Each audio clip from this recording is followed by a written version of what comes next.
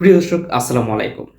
আপনারা জানেন, ঢাকার নারায়ণগঞ্জ ৫ আসনে বিএনপির মনোনীত প্রার্থী মাসুদুজ্জামান। উনি এমপি নমিনেশন পেয়েও নির্বাচন থেকে সরে দাঁড়ালেন। কিন্তু এই নির্বাচন থেকে সরে দাঁড়ানোর পিছনে কিন্তু অনেকগুলো কারণ রয়েছে। কারণ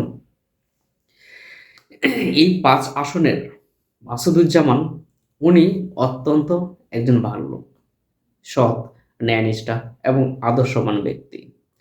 তার এলাকায় তার ব্যাপক জনপ্রিয়তা রয়েছে। তবে তিনি এমপি নমিনেশন পাওয়ার পরেও অনেক গণসংযোগ করেছেন, নির্বাচনের প্রচার প্রচারণা শুরু করেছেন, ভোটারদের অনেক সাড়াও তিনি পেয়েছেন। এক কথায় বলা যে বিএনপির নেতা হিসাবে তিনি অত্যন্ত ভালো লোক, সৎ লোক, আদর্শবান। এরপরেও তিনি কেন নির্বাচন থেকে সরে দাঁড়ালেন, তার পিছনে অনেকগুলো রিজন রয়েছে। কয়েকটা যদি আপনাদেরকে বলি, প্রথম ধরেন, বিএনপির বর্তমানে যে সমস্ত কর্মকাণ্ড বাংলাদেশে ঘটাচ্ছে, চাঁদাবাজ থেকে শুরু করে দলীয় কুন্দলে মারামারি, খুনাখুনি, হ্যাঁ, একে অপরকে দোষ দিচ্ছে, তাদের মধ্যে যে একটা ডিসিপ্লিন সেটা খুবই কম।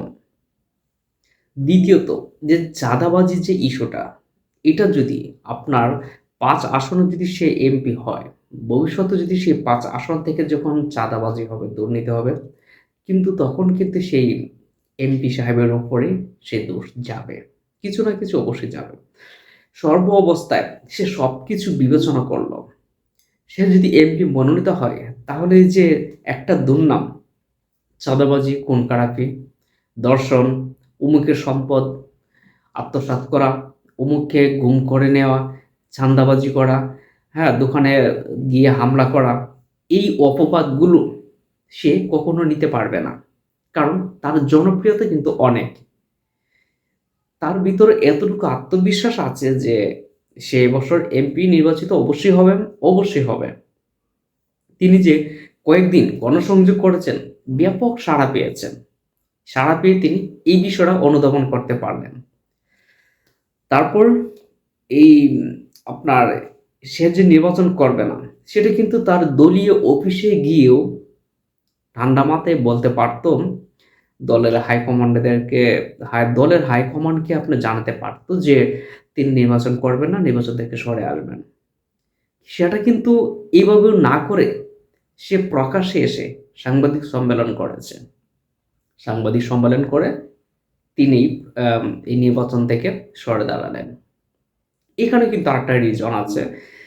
তিনি অফিসিয়াল ভাবে জানাতে পারতেন, কিন্তু সাংবাদিক সম্মেলন করেই তিনি বিষয়টা প্রকাশ করলেন। কারণ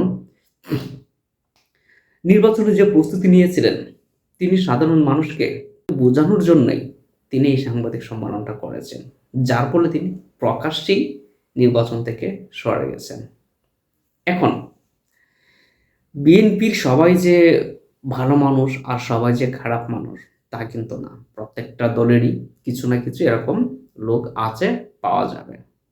প্রিয় দর্শক, ভিডিওটি যদি ভালো লেগে থাকে অবশ্যই নিত্য নতুন ভিডিও পেতে অবশ্যই আমাদের চ্যানেলটাকে সাবস্ক্রাইব করে পাশে থাকবেন। আল্লাহ হাফেজ।